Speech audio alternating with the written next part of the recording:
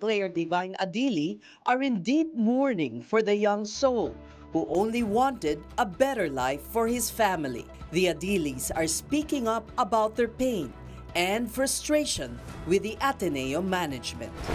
A News 5 exclusive, images from the now infamous Ateneo team building activity, hours before the drowning of Adili and fellow Blue Eagle Rene Baterbonia. Defense Secretary Gibo Chodoro is unfazed by Beijing's action, barring him and his family from entering or doing business in mainland China, Hong Kong, and Macau. Meron akong sinumpaan that I will preserve and defend the Constitution. So, wala sa aking mga kamay ang pagsasagawa ng extra constitutional means, no, to overthrow the current administration. And Vice President Sara Duterte denies gunning for her estranged 2022 running mate's post. What she's only after, she says, is to expose the so-called evils of the Marcos administration. Good evening, I'm Ces Orenia Drilon. The biggest story tonight, the Blue Eagles coach finally breaking his silence after the drowning of two of his rookie players. Listen to his statement as released by Ateneo de Manila University. I'm Coach Tab Baldwin, head coach of the Ateneo Blue Eagles. I'm here this morning to speak to the families of my two basketball players, Divine Adili and Rene Barbonia. I've been asked to limit my comments this morning to 4 minutes, and in a situation in which I've been utterly lost for words, 4 minutes seems like an eternity, and yet if I had the opportunity to speak about Rene and Divine, I believe I could speak for hours. But they are gone, and we are left behind. In being left behind, we are carrying immense sorrow. We're carrying immense grief. We're carrying immense remorse. But I've known since the moment that I was told that our boys had passed away, that no matter the magnitude of our grief, there were two families that experienced a loss that was so much greater than ours, and a loss that would stay with them in the most acute way for the remainder of their lives. Never again would Rene's mother and father and family, never again would Divine's family be able to talk to their son or touch their son. Yes, as a coach, I lost my boys too. Never again would I be able to help them develop into the basketball player they wanted to be, to help them grow into the young man that they promised that they could be. But that's insignificant compared to what you families are experiencing. As a coach, we are entrusted with the growth of our basketball players, the development of these young men into future professionals. But mostly, as a coach, I'm entrusted by you, the parents and the families, with first and foremost their well-being. And in this, I feel I failed.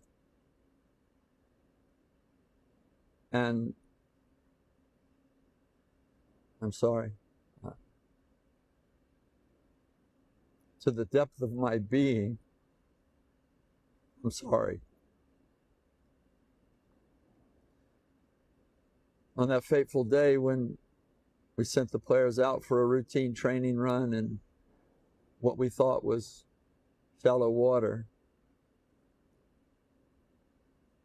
up to the moment when we realized that whatever had happened, they were in dangerous water,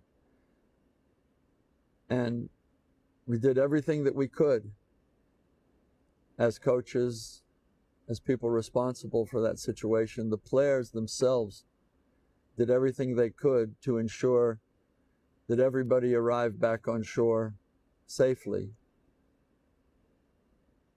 And then we realized that we hadn't accomplished that. And in that moment, I experienced the descent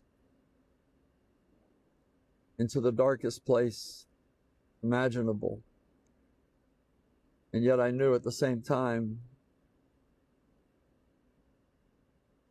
that good people, people that had done an amazing job raising these two young men, were going to be in an even darker, more horrible place. At that moment, I felt I had failed. I failed as a leader. I felt I had failed as a coach. I certainly felt like I had failed as a friend to Divine and Renee. And when later I faced the team to try to be a leader in that moment, I felt that I failed them too. And that left me with really the only thing that I've been clinging to for the last several days.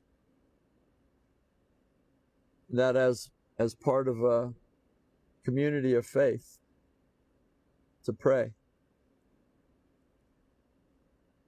To pray that the Lord embraces our two boys. To pray that the Lord gives peace, comfort, some sense of sanity to the Barbonia family and the Adili family. And I continue to beseech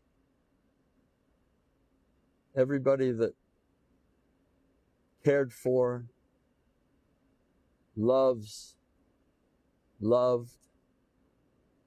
Renee and Divine and their families. Please keep praying. I think that my voice in prayer is hoarse now, but it will never be enough. So as we all try to move forward without Divine and Renee, I hope that in binding together as a community, as a basketball team, and as a nation, that we lean on the one place that will never let us down, and that is our Lord.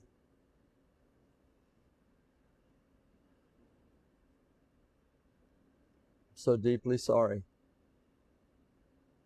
And I'm so deeply sorry to not just the families, but everybody that feels let down, somehow betrayed.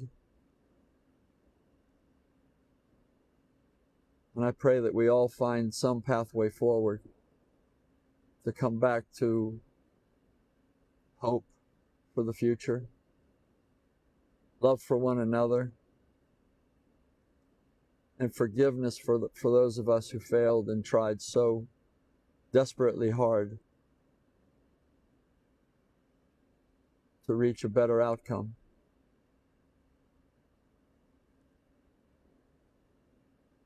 I wish peace for everybody. I wish comfort for everybody who is hurting. And I pray that we will all find that.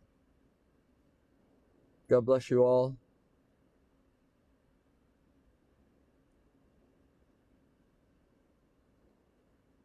And we are trying. Thank you. Coach Tab Baldwin there speaking publicly for the first time and apologizing for the events of that fateful day on the 8th of June. And then there's the continuing search for answers on how Ateneo student athletes Rene Baterbonia and Divine Adili drowned to their deaths last June 8. As family and friends mourn their passing, the loss of Divine Adili seems much harder to his family back in Nigeria. News 5's Gio Robles with the story. Carelessness and negligence of the Ateneo management. This is where the family of Ateneo student athlete Divine Adili attributed the sudden death of the Nigerian-born cager. In a message to the big story, Adili's aunt, Ogona Grace Mabia, questioned why the university would allow students to be taken to dangerous locations without adequate safety measures in place. A decision that ultimately ended in the demise of Divine and fellow Blue Eagle Rene Baterbonia. Mabia lamented that Divine's parents, siblings, and the entire family are going through unimaginable pain and trauma. She said no family should have to endure such a loss through sheer neglect. Divine's loss is all the more hard for his family as he is the first son and breadwinner. His parents and 3 younger siblings all depend on him. What's harder now for the Adili family, they are still in the dark as to the circumstances of Divine's death. That's even as Philippine authorities have started a probe into the incident. The Philippine National Police on Friday, June 12, called for the full cooperation of Ateneo de Manila University men's basketball team in the investigation. The PNP said the Criminal Investigation and Detection Group has already issued subpoenas to Ateneo coaches and players to examine the circumstances surrounding a team-building activity held at a beach resort in Aurora Province. As statements from all of those involved are still being gathered, material evidence have also been collected. These include CCTV footage and photos taken before, during, and after the fatal incident. Some photos exclusively obtained by News 5 show the Ateneo men's basketball team at the Hermanos Leisure Farm in Dipaculao, Aurora on the morning of June 8. The team was already in the middle of its first team building activity session. Pictures also showed the team undergoing running exercises as what had been stated in prior accounts of the fateful day. The staff and owners of the resort have since given their sworn statements to the NBI. One of the owners, Francisco Zubia, maintains they constantly reminded the coaching staff of the presence of ripped currents of the beach. Yan po ay napag-usapan po namin ni Coach Tab Baldwin po. Since pumupunta po sila noong 2016, noong 2018 and 2019, palagi po namin pinag-uusapan po na may mga rip currents po dyan, mayroon mga safe places na pwede mag-swimming, mayroon mga times na hindi pwedeng pumunta sa may dagat. Zubia also gave his own account of what transpired after Baterbonia and Adili were lost in the waves.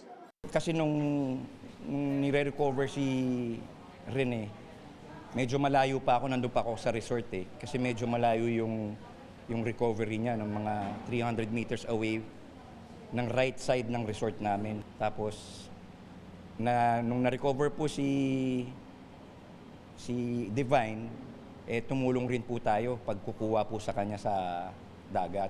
Nandun na si Rene sa beach na nasa shore na siya na pinapump na yung sini-CPR na siya.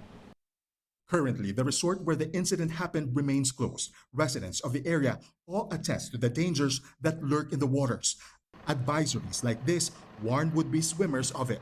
Yung pag naliligo ka, nakatayo ka lang, makikita mo paghugot ng alon, humuhukay na sa ilalim ng paa mo. Yung paa mo ang hihilain yan pag mabubuwal ka. Pwede kang magpanik ka na. As the investigation into the drowning continues, Rene Baterbonia's remains have been flown back to Davao City, where it will lie in state before being interred in his hometown in Agusan del Sur. Friends, classmates, and fans of the former Palarong Pambansa MVP lined up to pay their respects.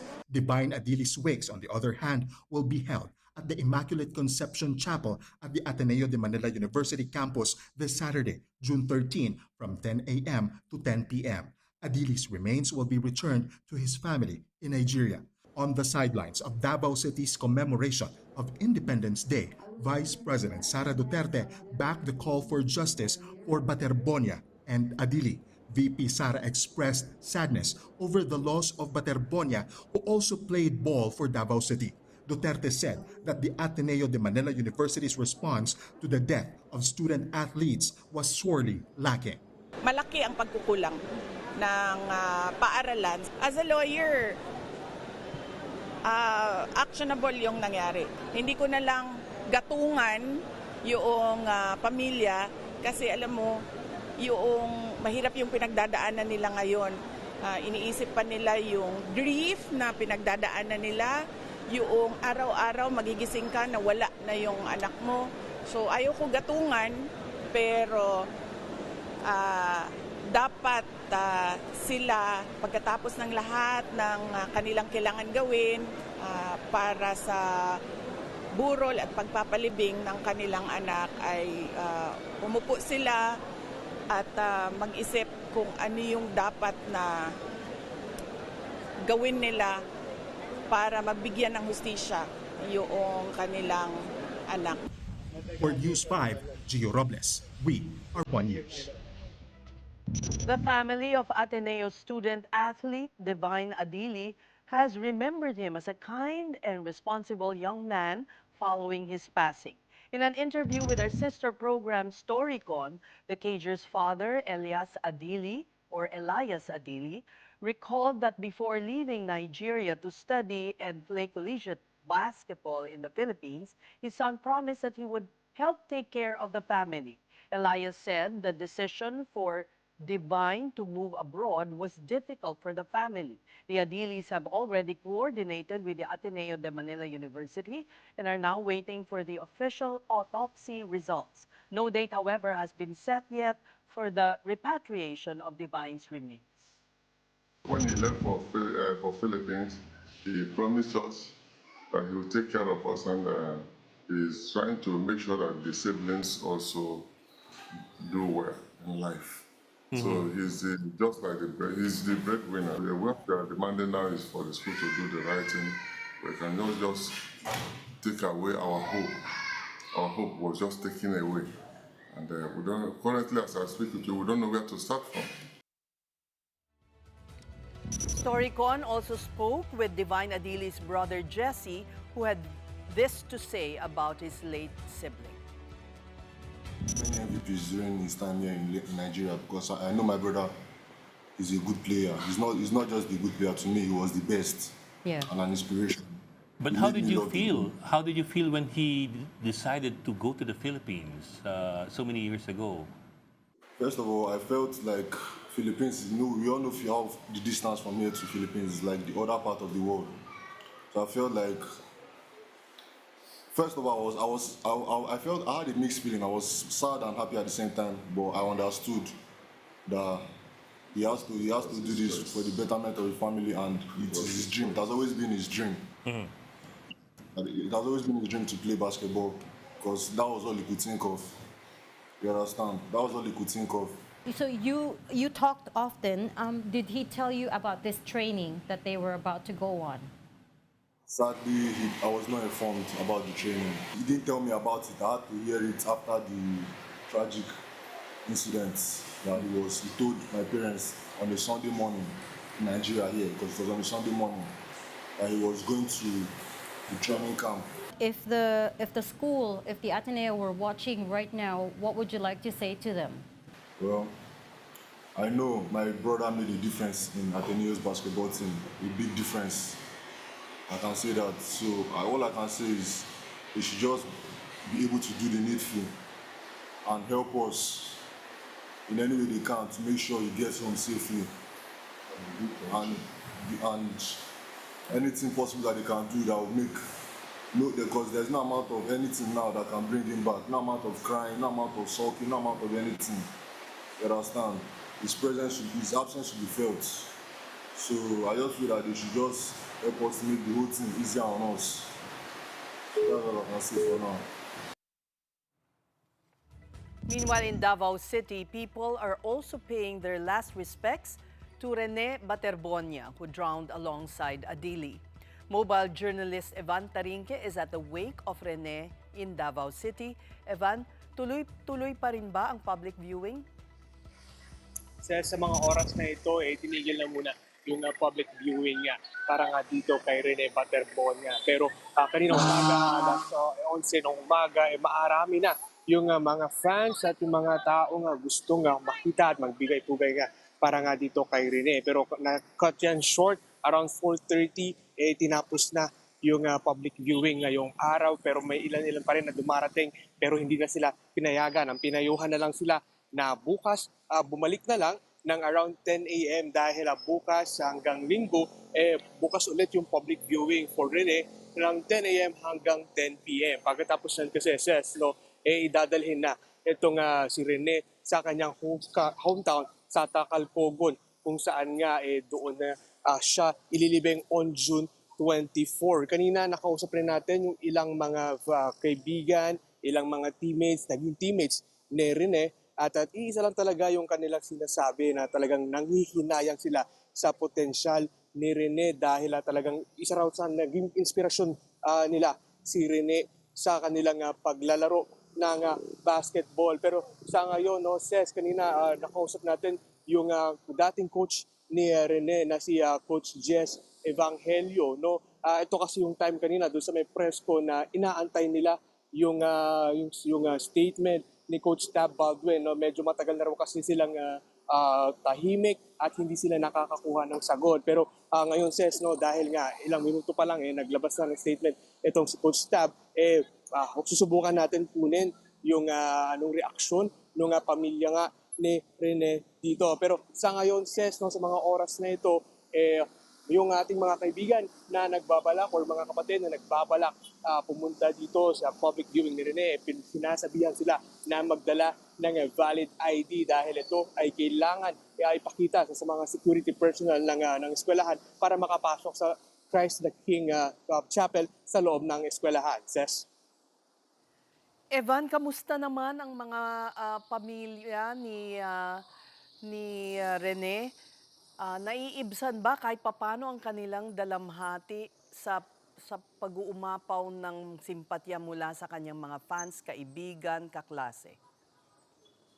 Hindi pa natin nakausap ngayong araw itong family ni Rene. Pero nauna na silang nagsabi na talagang nagpapasalamat sila doon sa kanilang mga suporta na dumarating sa kanila. At talagang ramdam daw nila yung comfortness na ibinibigay nito sa kanilang mga pamilya. Pero yan yung so far yan yung huling kanilang sinabi at ngayon kasi yung dating coach niya na si Coach Jess yung tila nagsasalita para sa pamilya na halos parehas lang din naman yung kanilang sinasabi na they are devastated at nanghihinayang sila sa potensyal at mga posibleng maabot nitong ni Rene. Evan, nakausap mo ang ilan sa mga kaibigan? Maari ba nating marinig ang kanilang mga saloobin? Tama ka dyan, yung ilan sa mga kanilang mga kaibigan na nakausap natin, talagang idol yung kanilang tawag dito kay Rene. At ito nga yung ilan sa kanilang mga pahayag. Gusto ko lang po kasi makita yung idol ko na si Rene. Yung ugali niya na mabuti tsaka magaling po siya sa basketball. Rene, magpadayon ka na lang sa imong panaw.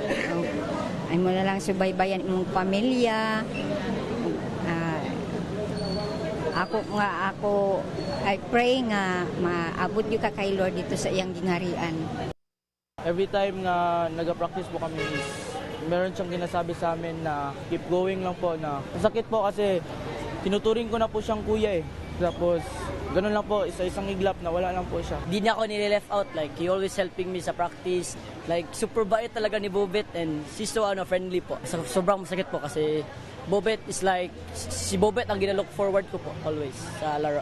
Pagod siya, he's always helping us as a team po. Says relative man o hindi, talagang pumunta dito sa wake nga ni Rene para nga magbigay-pugay at magpasalamat na rin sa kanyang tinulong lalo na sa mundo ng basketball dito sa Davao kung saan nga tumulong siya na mag-uwi ng gold medal noong 2025 palarong pambansa at siya nga yung hinirang ng MVP ng torneo ngayon. Ses. Maraming salamat. Thank you, Evan Tarinque, reporting to us there live from Davao City. You're watching the big story on One News. When we return, the president just couldn't make it any clearer whom he considers Senate leader amid the power struggle at the upper chamber. Stay tuned.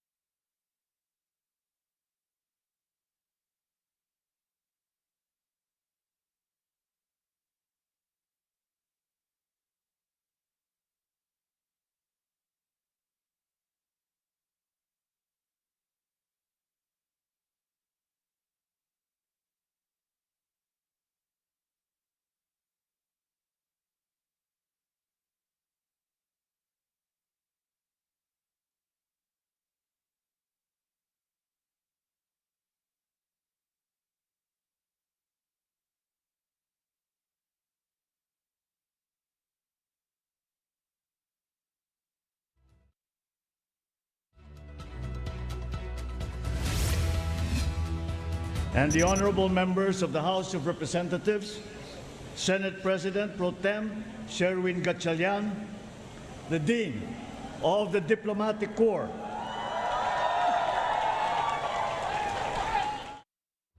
President Marcos there making it very clear who he considers head of the Senate.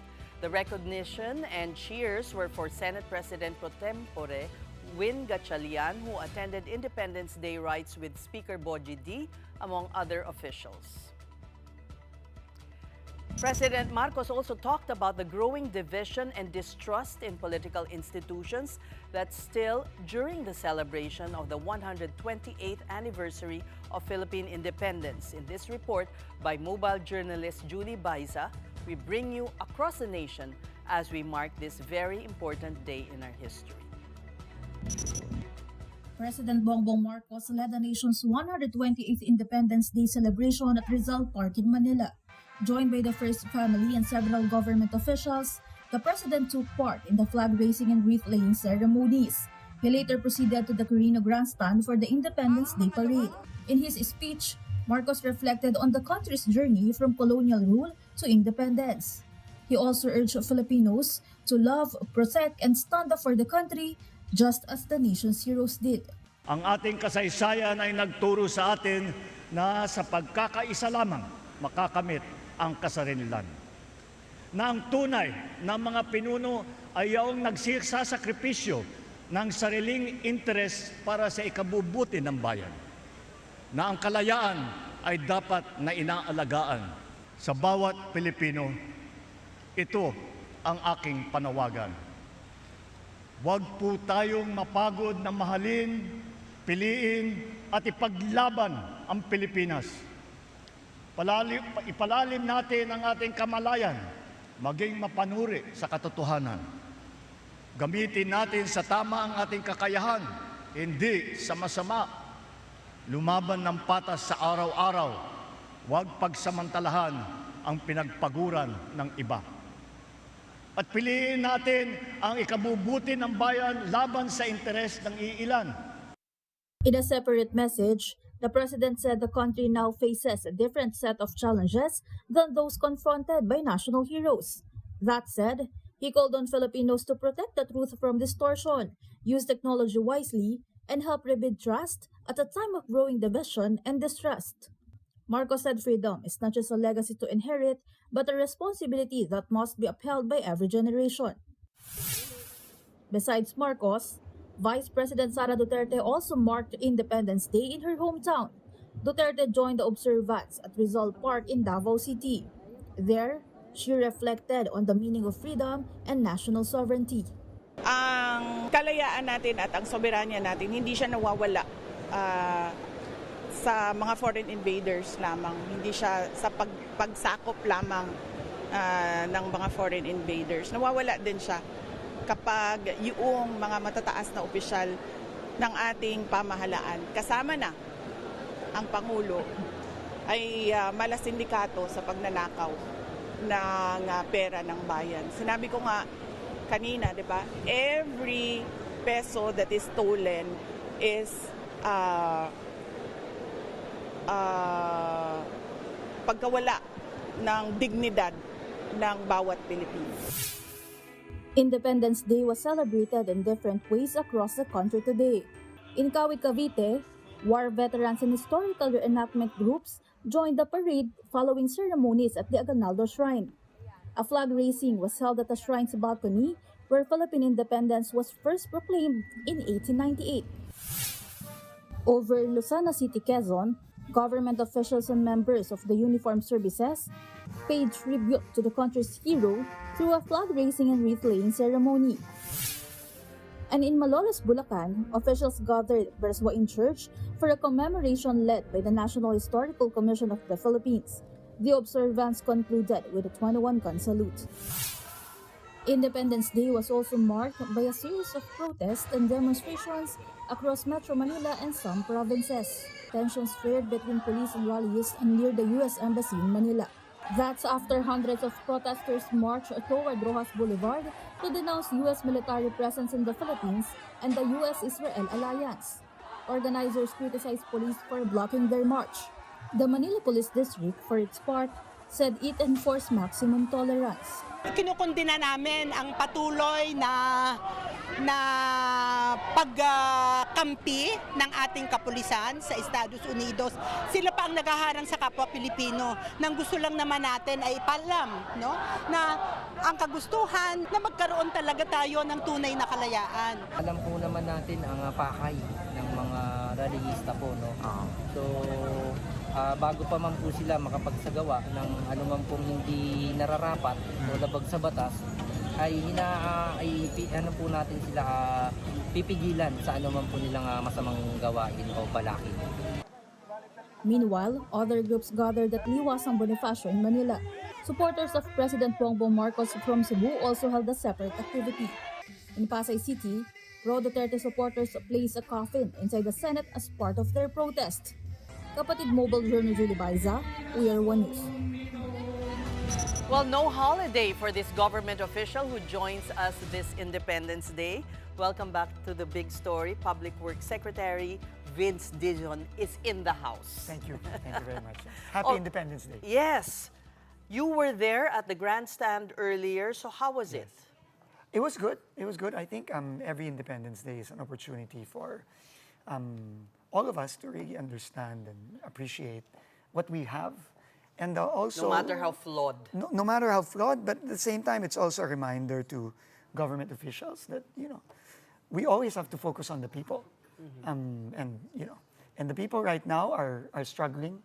Ang daming problema ng mga kababayan natin. And we just really have to focus on the work, as what the President said. No? Tama na yung politika, tama na yung away. Trabaho na lang tayo kasi kailangan natin tulungan yung mga kababayan natin. For a while there, we thought there was going to be a big protest action, destab, etc. Meron pa bang ganyang banta? Hindi ko alam, Ses, pero tingin ko naman, naiintindihan naman siguro ng nakararami sa mga kababayan natin na sa mga panahon ng crisis, sa panahon ng mga problemang ganito, kailangan magtulungan na lang tayo, huwag na tayong mag-away. Pero, in-impeach ninyo si Vice President Sara Duterte. May proseso po yan eh. Ma'am Ses, in-impeach po si Vice President Duterte ng House. At tingin ko Parte ka naman, ng gobyernong ito. So, hindi naman po ang executive ang nag-i-impeach, ma'am. No? Ang Kongreso po yan. No? Pero proseso po yan eh. Kasama po yan dito sa sineselebrate natin ngayon, yung independence natin, yung constitution natin. Pero isa sa mga daing ng taong bayan na maaring maging mitya rin ng protesta ay yung hindi pa nahuhuling big fish sa flood control scandal, which, you know, you partly control the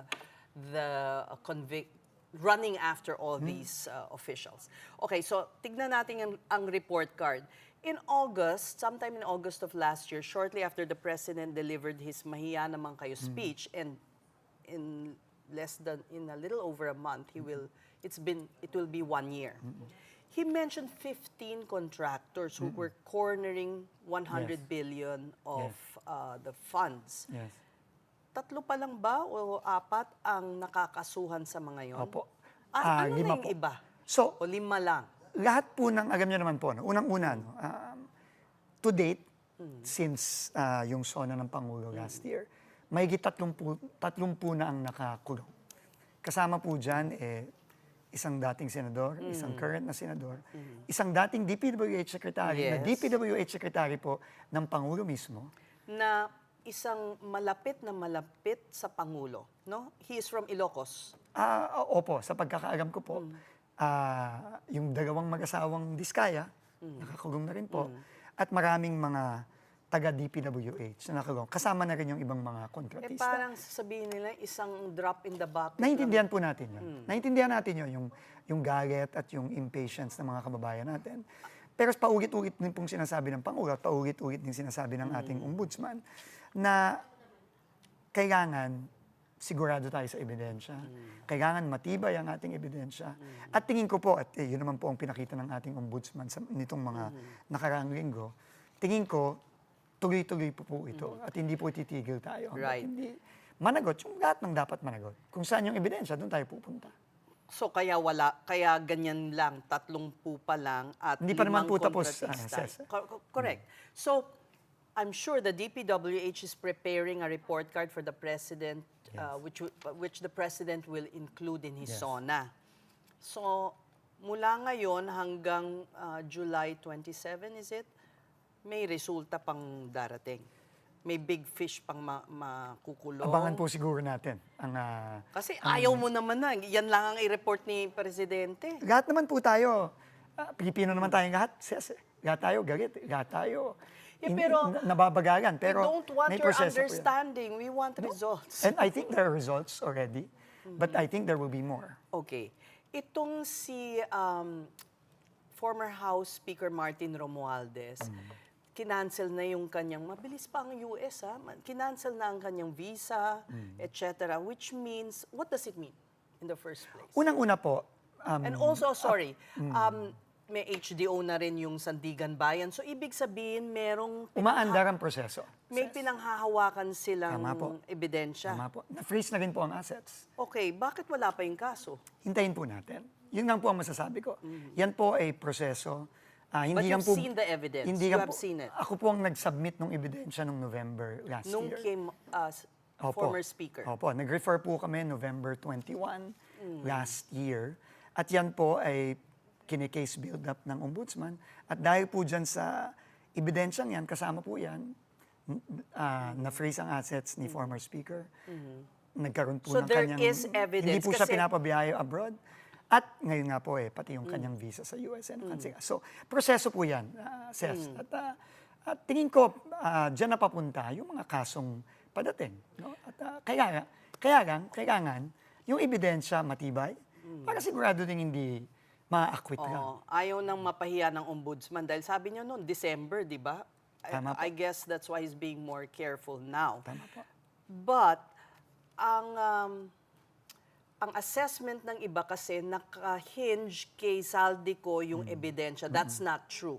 There is evidence and it doesn't have to come from Saldico. It doesn't Yes. necessitate his cooperation. Opo. Okay. Itong si Saldico naman, sabi, parang ba't ang hina naman ng administrasyon? Bakit hindi ka usapin ng, although of course, you have to use diplomatic channels. Umaanda rin ba yan? Umaandar po yan. Para mabalik siya dito? Umaandar po yan. Nagtatrabaho po ang... You're aware of it? Yes. Ang nagtatrabaho, sinabi na rin naman po yan ni Secretary Vida ng DOJ na tuloy-tuloy po ang kanilang... DFA also? Ang DFA din. No? So, kaya lang, syempre, may mga limitasyon dahil nga nasa ibang bansa at may proseso po yan. Alam ko, napapagod na rin marinig ng mga kababayan natin yung salitang proseso. Pero yan po talaga ang katotohanan. At, pero ang commitment po ng gobyerno, lalo na ng ating Pangulo at ng ating law enforcement agencies, ay tuloy-tuloy po ang ginagawa ng lahat para maibalik at maiuwi ulit si Saldico. May senador, walang congressman. Bakit gano'n? Siguro po dapat hintayin natin. Ang sabi noon ng mga witnesses, in fact, more congressmen, and Tama there are congressmen who are contractors. Tama po. Again po, as late last year, nag-submit din po kami ng referral sa ombudsman. Nag-submit kami ng maraming dokumento tungkol Itong sa... mga dokumentong sinabmit nyo, give us an idea, ano bang mga ebidensya dito? Ito po yung mga kontrata, ito po yung mga report ng mga substandard na proyekto, at iba pa pong mga dokumento na nag-link sa mga congressman, sa mga kontratista. No? Sa DPWH, unang-una, illegal po yun. No? Conflict of interest kagad yun. No? So, nasubmit na po yan at siguro, hintayin na lang din po natin yung pagpa-file ng ombudsman ng mga kaso. Pero ako po'y naniniwala na parating na po yan. Kailangan pa ba ng tulong ng ombudsman ng mas maraming tao? Or did you assign people from your office there? Opo. Meron po kaming specific team sa aming Office for Legal na nakatutok po. Nakatutok doon. At tinutulungan ng ombudsman. Dahil hindi naman po basta-basta lang yung pag-build up ng kaso. Yan po talaga kailangan matibay. Kasi kung hindi matibay, kahit mag-file ng kaso, baka makawala lang. Ayaw naman natin yan. Oo nga naman, pero isipin nyo rin yung ayaw nyong lalong lumala ang political situation. Kaya nga po umaandar. At ito nga nakaraan pong unang-una, may isang sitting senator at isang former DPWH So can we say secretary. that before the SONA, there will be successive arrests? I am confident po na gano'n ang mangyayari. Muntik mo nang sinabing positive, pinalitan mo. Confident po. Positive naman po yun. Sige. Those contractors, 15 out of 2,409 accredited, more or less, how many have been blacklisted? Ano na po, no? 5 po yung na-blacklist na. 5 pala? Oo. Alam nyo, yung pag-blacklist kasi, hindi naman simple din yan. No? Kailangan yan, may kaso, at 5 po yung may kaso sa kanila, kasama ng mga diskaya.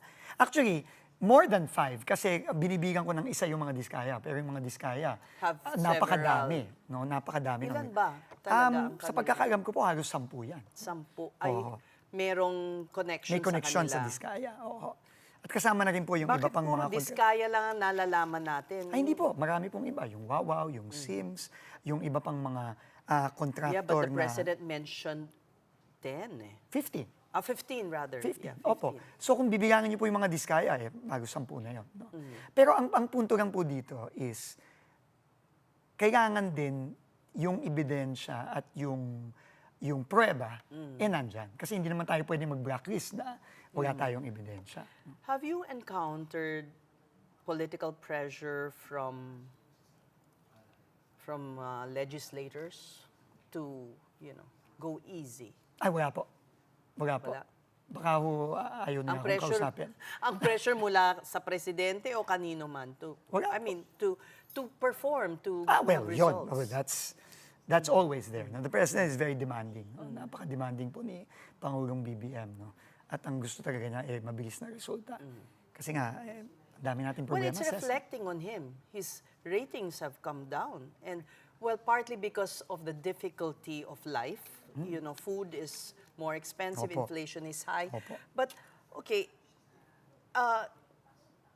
you have the ear of the president. And you once served, this is we're going into the political territory naman. You once worked with Senator Alan Peter Cayetano when he Yes. was Majority Floor Yes. Leader, right? And in a way, your stint at the BCDA was tied to his recommendation? Or Yes. of Yes, course. yes, okay. So you could be the bridge to to him. Have you spoken to him? Yes, You opo. have good relations? Opo. Opo. Sa aking pong pagkakalam. Opo. Okay. Ano pong sabi niya? Kasi siya ay itinuturing na isang balakid dito sa pagtatrabaho ng Senado. Hindi sila pumupunta sa session. They had to elect an acting president. Opo. Ayoko na pong mag-comment dun sa workings ng Senado dahil syempre, Yeah. that's between the senators. But I think, ang importante lang naman po talaga, yung sinabi ng Pangulo kanina dun sa speech niya, is dapat lahat ng leader natin, whether senador, nasa executive, nasa kongreso, dapat talaga mag-focus sa mga kailangan nating trabahuin para sa ating mga kababayan. Dapat yun ang focus. Okay, no? nasabi niyo yan kay Senator Cayetano? I think alam naman po niya yun. No? Anong sagot sa inyo? Tingin ko naman po, lahat naman po tayo gustong tulungan ng mga kababayan natin. No, pero yung pong nangyayari sa Siya gusto rin Senado, niya? tingin ko naman po, naniniwala ako na Sa gusto papanong din paraan? naman niya. Ay, para gumawa ng mga batas, para siguro. Hindi nga pumapasok. Well, hindi naman. Pumapasok naman ho ata. Pero ang punto ko lang ho Sa is, Facebook po, hindi sa well, Senado. ang ano ko na lang ho dyan is, I think the Senate just needs to find a way to solve their internal problems and then we all get back to work. May time naman kasi recess naman ngayon. May time silang siguro mag-reflect. Magmuni-muni. At magmuni-muni. At pagbalik po ng Kongreso, dapat trabaho na. Yun naman po ang gusto ng, hindi lang ng Pangulo, kundi ng lahat ng mga kababayan natin. Now, let's go to the earthquake in Mindanao. How bad is the damage to government infrastructure? Have you... It's bad. It's bad. How much? You know, our initial estimate as of 2 days ago was roughly about 1.5 billion pesos. Pero tingin ko po, tataas For pa all po yan. provinces Dun sa, lalo na dun sa mga apektado sa Region 12 at sa ibang parte po ng Davao Region, sa Davao Occidental at Davao del Sur. Pero alam mo, napakalakas ng lindol. I think in the history of when we started recording the intensity of earthquake, I think it's the third highest, no, pangatlong pinakamalakas, no. At in your stint as DPWH Secretary, nakailong lindol ka na? Tatlo? Parang tatlo po ata. Diba? Yung Cebu, 2 yun eh. Hindi po, meron pa po sa Davao. Okay, so tatlo na. Tatlo, 4, no. May balat in ba kayo 8 months. sa puwet? Sa pagkakaalam ko po, wala. Pero hindi po. Sorry, we don't want to joke about this. Ang ano lang is, I think yung disaster po, ito ay kasama na sa buhay natin eh. Yes, no? but you have to build better. Of course. That's exactly what we need to do. Yeah, so this will be an opportunity Yes. to reassess. Yes. Alam niyo ho, Does the DPWH have that capability? well, dapat meron. Assess, Pero no? Ang nga, problema meron, nga, hindi. Hindi. Dapat, Dapat meron. pero hindi. Pero kailangan ng tulong. No? Kasi ang problema, and I'll just be very frank about this, no, Ses. Sa aking 8 buwan dito sa DPWH, ang problema talaga is, ang prioridad ng DPWH ng mga nakaraan, unfortunately, hindi ito mga to. No, diretsahan tayo. Prioridad ng marami is magnakaw. No? And hindi itong mga bagay na ito. No? And I think kailangan ito ang mga talagang pagtuunan ng pansin. No? So yung pagguho na yan, hindi dahil sa, well, you said it was really strong, malakas pero talaga. it could have been also Alam mo, built better siguro. Halimbawa, ngayon nagre-review kami ng building code. No? After 25 years to, no? Hindi pa nagre-review yan. Pero ang problema, hindi lang naman yung regulasyon eh. Ang problema din yung enforcement. No? Marami ng mga sumulat sa akin ngayon ng mga organizations all over na maraming both private and even public infrastructure na gumagamit ng mga substandard na materials. Kailangan yan, huminto na yan. Halimbawa, yung gumuho sa Angeles, walang lindol yun, Cesar. Pero gumuho mag-isa yun. Correct. Di ba? Gumuho mag-isa yun. And ngayon, nakikita natin, sa initial findings natin, substandard yung mga bakal. No, kailangan yun, ihinto na yun. At kailangan managot yung mga nagpagawa ng gano'n kasi buhay ang kapalit nun. So, si Secretary Tolentino, sinibak niya yung regional labor. Ikaw, sino ang Ang ano po kasi mananagot dyan, dun sa'yo? ang responsibilidad po kasi ng pagmamando ng mga private buildings ay ang LGU. No, so ngayon, nakikipagtulungan po kami kay Mayor John. But Pero you may also have kailangan, your regional but we don't do private. we don't assess private buildings, assess Pero kailangan managot yun, assess. Paano nakalusot yun?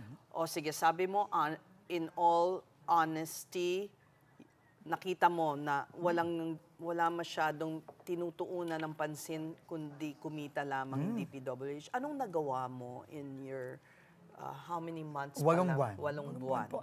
Alam mo, Pip, ang sabi nga ng Pangulo sa akin nung pumasok ako dito, aparte dun sa pagpapanagot, ang importante is kailangan yung reforma para hindi na maulit ito. No? So, yun ang pinipilit namin gawin ngayon. No? Unang-una, binababa natin yung cost ng mga materials. Kasi isang opportunity yan. Isang malaking rason yan kung bakit nakakapagnakaw eh. Ino-overprice yung mga materials. For instance, yung school building, 3 times ang cost ng actual...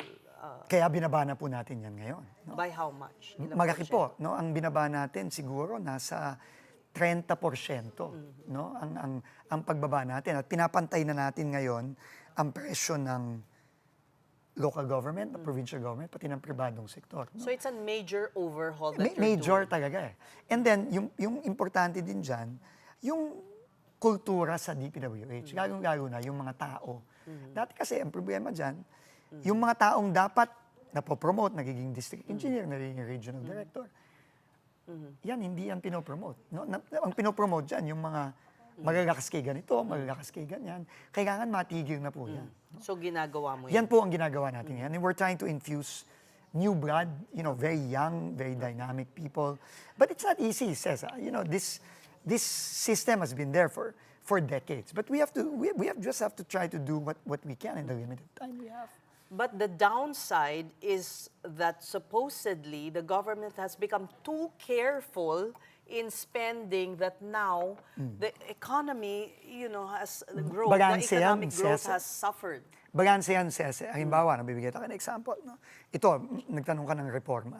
Dati, kapag ang project ng DPWH ginagagay sa budget at ini-implement, madalas yan, ini-invento lang yung project na yan. Meaning, wala yung plano, wala yung mga study, walang dokumento yan. Basta nag-iimbento ng project at ginagawa, pinagkakakitaan. Are you saying that's 90% of the time? Hindi naman 90% siguro, no? Pero marami. At kaya nga napakalaki ng mga nakita nating ninakaw. Ngayon, hindi na pwede yun. Halimbawa ngayon.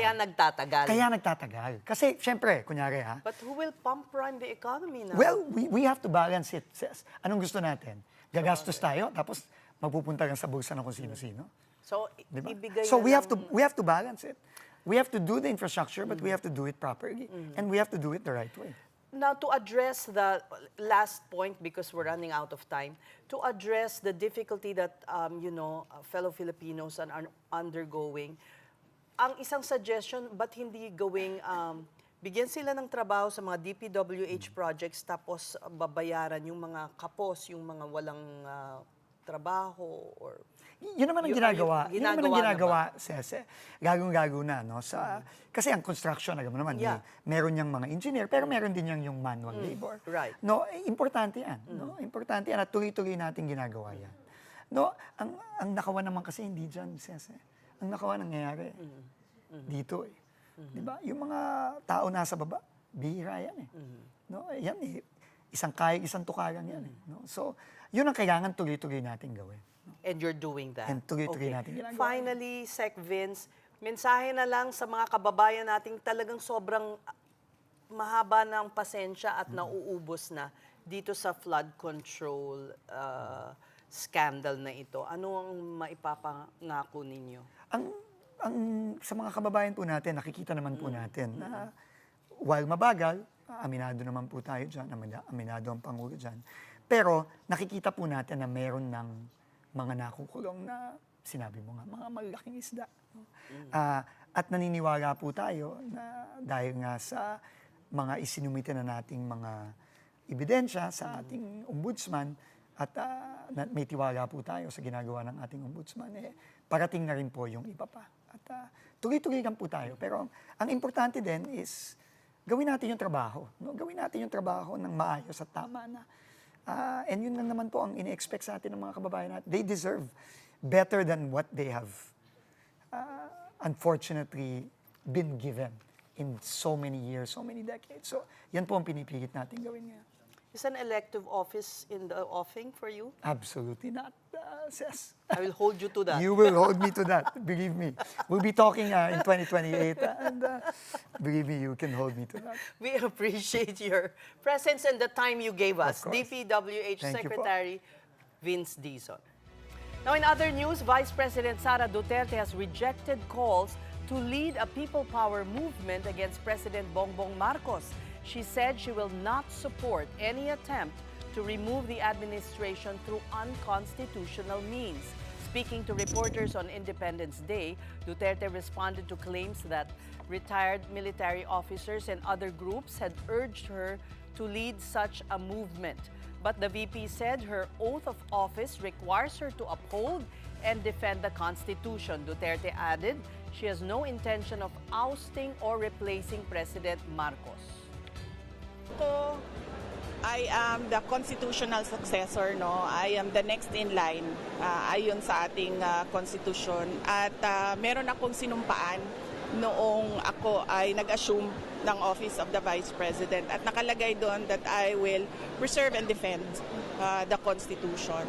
So, wala sa aking mga kamay ang pagsasagawa ng extra constitutional means, no, to overthrow the current administration. At hindi ko din gusto yon. Hindi ko gusto agawin yung posisyon ni Bongbong Marcos. Gusto ko makita ng taong bayan hanggang sa dulo kung gaano ka walang hiya si BBM. In response to the VP, Palace Press Officer Claire Castro said the walang hiya remark showed a lack of respect. She also said the VP's conduct reflects the values of the Duterte family. Ano yung sabihin niyang hindi niya gusto mapaalis ang Pangulo? Pinaplano niyo nga yata. Iba yung sinasabi mo, iba yung ginagawa mo. Pero every time nagsasalita ka, nahuhuli ka. Nahuhuli yung kasinungalingan sinasabi. Kasi pa iba-iba. Magpe-pretend ka mabait ngayon, tapos susunod magagalit ka ulit, lalabas yung totoo. Lalo na kung hindi scripted yung sinasabi mo. Meantime, China has banned Defense Secretary Gilbert Chodoro and his immediate family from entering mainland China, Hong Kong, and Macau. Beijing also prohibited Chinese entities from conducting business or other transactions with Chodoro and his family. The superpower cited alleged actions that undermine its interests in imposing the sanctions. But the defense chief is defiant. Chodoro said he will continue performing his duties, saying the rebuke is consistent with how Beijing deals with its critics. For its part, the Department of Foreign Affairs described the sanctions as an unfriendly act that further divides Philippine-China relations. The DFA added the move does not help build mutual trust and manage differences between the two nations. And those are the big stories this week. I'm Ces Oreña Drilon. Kapatid, we are One News, your side all the time. Good night and have a restful weekend.